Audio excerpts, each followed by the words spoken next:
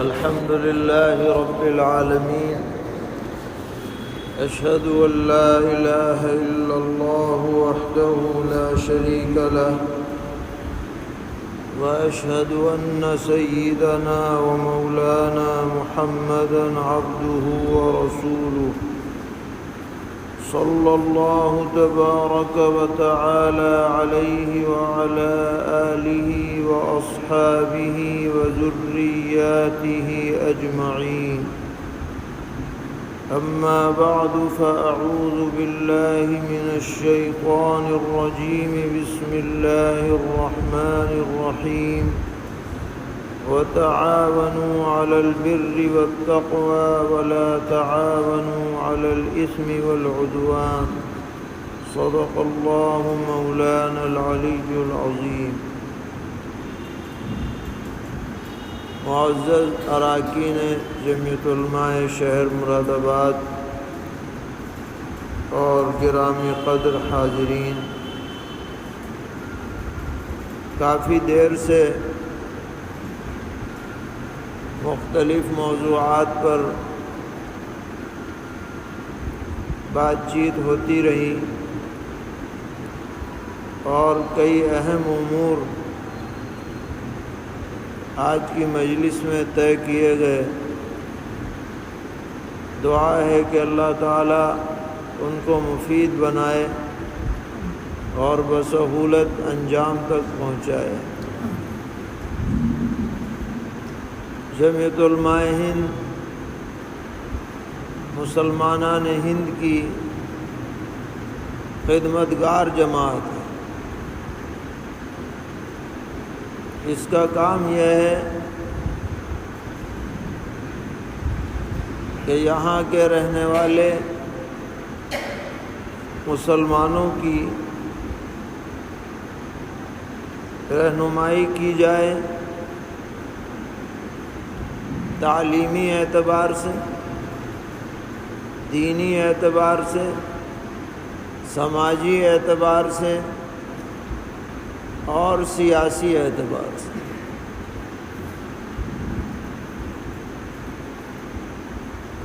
تعلیمی، دینی، سماجی، سیاسی، یہ چاروں شعبوں کے بارے میں جمعیت علماء ہند کام کرتی ہے۔ اور تعلیم کے اندر دونوں طرح کی تعلیم شامل ہے، دینی تعلیم بھی اور دنیاوی عصری تعلیم بھی۔ اس لیے کہ دنیا میں عزت کے لیے دنیا کی تعلیم ضروری ہے اور آخرت میں اونچے درجات حاصل کرنے کے لیے اور نجات کے لیے دینی تعلیم ضروری ہے۔ دونوں تعلیم ہمارے معاشرے میں عام ہونی چاہیے۔ دینی تعلیم کے کچھ درجات ہیں۔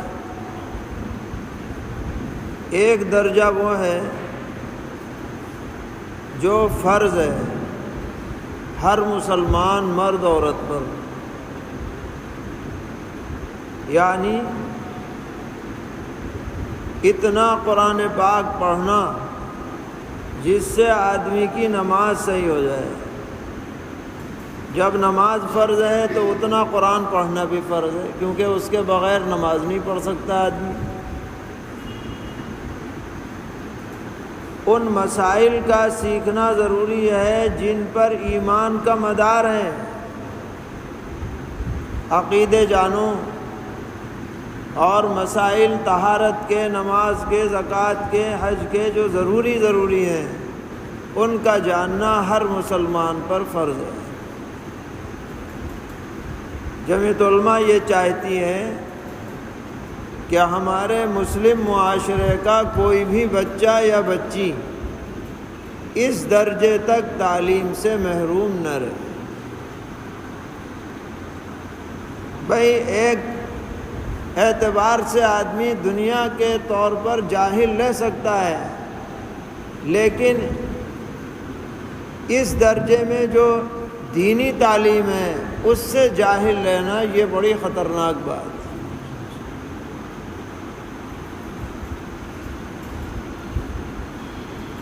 آج بڑے افسوس کی بات ہے کہ ہمیں یہ تو فکر ہے کہ بچہ دنیاوی تعلیم حاصل کرے، اسکول میں اچھے نمبر لے کر کے آئے، اعلیٰ سے اعلیٰ اسکول میں اسے پڑھوایا جائے فلاں، لیکن آپ جائزہ لے کر کے دیکھیے کہ یہ اسکول جانے والے بچے بچیاں دین کے نام پر بالکل صفر ہیں۔ تو جمعیت علماء یہ چاہتی ہے اور اس کی تحریک ہے کہ والدین کو اس بات کی طرف توجہ دلائی جائے کہ کم سے کم بنیادی تعلیم دین کی وہ بچوں کو ضرور دینی چاہیے۔ اس کے لیے مدرسوں میں بھیجا جائے، مکتب قائم کیے جائیں، جو بھی صورت ہو اس میں درے ہوں۔ پھر اللہ توفیق دے تو حافظ بنائیے، یہ اور آگے کے درجے کی چیز ہے۔ لازم نہیں ہے کہ سب کو آپ حافظ بنائیں، لیکن اچھی بات ہے، آخرت میں پتہ چلے گا کہ بچے کو حافظ بنانے کا کیا نتیجہ نکلتا ہے جب وہاں عزت افزائی ہوگی۔ اور اللہ تعالیٰ توفیق دے تو عالم بناؤ، مفتی بناؤ، تو پھر تو بھائی نور علی نور ہے۔ اسی کے ساتھ ساتھ دنیا کی تعلیم بھی چاہیے۔ ہمارے اندر اچھے ڈاکٹر ہونے چاہیے، اچھے انجینئر ہونے چاہیے، اوورسیئر ہونے چاہیے، پائلٹ ہونے چاہیے، IAS ICS افسر ہونے چاہیے۔ جمعیت علماء اس کے بارے میں بھی فکر مند رہتی ہے۔ کتنی جگہوں پر جمعیت کے لوگ اسکول چلاتے ہیں، اسکول قائم کرنے میں جو تعاون ہوتا ہے وہ پیش کرتے ہیں۔ تو یہ تعلیمی کوششیں ہیں، جمعیت کے اغراض و مقاصد میں شامل ہیں۔ دینی رہنمائی، ہم مسلمان ہیں، ہمارا اپنا ایک تشخص ہے، اپنی ایک پہچان ہے، ہمارے عقیدے الگ ہیں، ہمارے اعمال الگ ہیں، ہماری عبادات الگ ہیں، ہمارا دین الگ ہے، اور ہمارا یہ عقیدہ ہے اور صحیح عقیدہ ہے کہ اب نجات صرف اور صرف دین اسلام میں منحصر ہے۔ لہذا ہماری کوشش یہ ہونی چاہیے کہ ہمارا آنے والا جو طبقہ ہے، نسل ہے، وہ اپنے دین پر قائم رہے، دوسروں کے ساتھ مل جل کر ان میں ضم نہ ہو جائے کہ پتہ ہی نہ چلے کون ہندو ہے کون مسلم ہے، بلکہ اپنا تشخص برقرار رہے۔ اس کے لیے جمعیت علماء محنت کرتی ہے، اصلاح معاشرہ کی تحریک چلائی جاتی ہے، جلسے کیے جاتے ہیں، میٹنگیں کی جاتی ہیں، ملاقاتیں کی جاتی ہیں، پمفلٹ شائع کیے جاتے ہیں کہ بھئی تم مسلمان ہو، اپنے کو مسلمان سمجھ کر اور اس پر قائم رہ کر زندگی گزارو۔ تمہارا تعلق مسجدوں سے مضبوط ہونا چاہیے، تمہارے گھر کے اندر پردہ ہونا چاہیے، تمہاری تقریبات شریعت سنت کے مطابق ہونی چاہیے، تمہارا کاروبار حلال ہونا چاہیے، تمہارا لوگوں کے ساتھ اچھا برتاؤ ہونا چاہیے۔ یہ ہماری دینی ذمہ داری ہے۔ سرور عالم حضرت محمد مصطفیٰ صلی اللہ تعالی علیہ وسلم نے فرمایا کلکم راع وکلکم مسئول عن رعیتی، تم میں سے ہر آدمی ذمہ دار ہے اور اپنے ماتحتوں کے بارے میں اس سے سوال ہونا ہے۔ فرمایا باپ اپنی اولاد کے بارے میں ذمہ دار ہے، شوہر اپنی بیوی کے بارے میں کیا ہے ذمہ دار ہے، الی آخری۔ تو ہمیں بھی اپنے ارد گرد کا جائزہ لینا ہے اور دین پر چلنا ہے۔ اس کے لیے جمعیت علماء پروگرام کرے گی انشاءاللہ۔ یہ تو کووڈ کی وجہ سے ذرا جو ترتیب تھی وہ قائم نہیں رہ سکی، لیکن اب حالات سدھر رہے ہیں، اللہ تعالیٰ مزید سدھار دے۔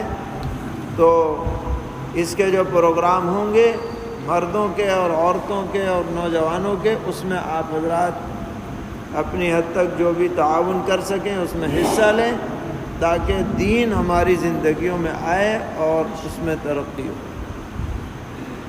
تیسری چیز ہے سماجی خدمت، یعنی انسانیت کی بنیاد پر لوگوں کا تعاون کیا جائے۔ ایسی چیزیں جن میں کوئی مذہبی تفریق نہیں ہوتی ہے، بحیثیت انسان کے دوسرے انسان پر جو ذمہ داری عائد ہوتی ہے، اس میں ہم ایک دوسرے کے معاون بن جائیں۔ پھر یہ نہیں دیکھا جائے گا یہ ہندو ہے، یہ مسلم ہے، یہ فلاں ہے۔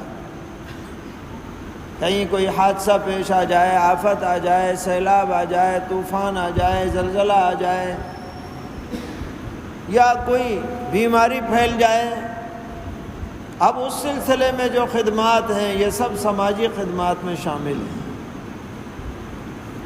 اور یہ تو حادثاتی معاملات ہیں، اگر کوئی حادثاتی نہ بھی ہو پھر بھی ہم اسپتالوں میں جا کر خدمت کریں، سڑکوں پر پانی پلائیں، ضرورت ہو مثلاً آج کل ویکسین کا معاملہ چل رہا ہے، ویکسین لگوانے میں لوگوں کو ان کا ذہن سازی کریں، بنوائیں، لگوائیں۔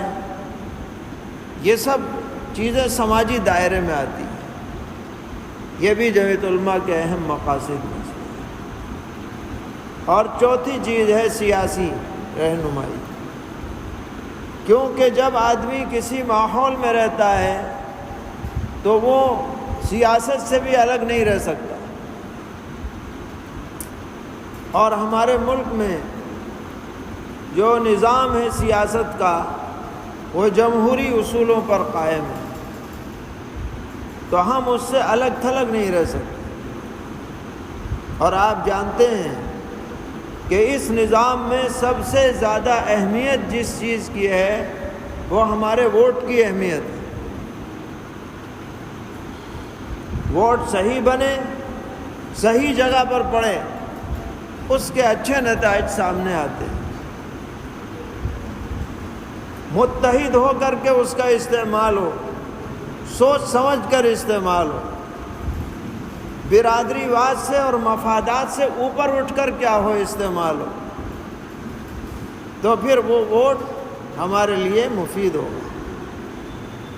اور اگر ہم خالی بکھرے رہے اور ہر آدمی خیالی پلاؤ بناتا رہا اور مجلسوں میں بیٹھ کر کے آنکڑے جوڑتے رہے جیسا کہ الیکشنوں کے موقع پر ہوتا ہے، تو یہ چیز ہمارے لیے نفع بخش نہیں ہے، نقصان دہ۔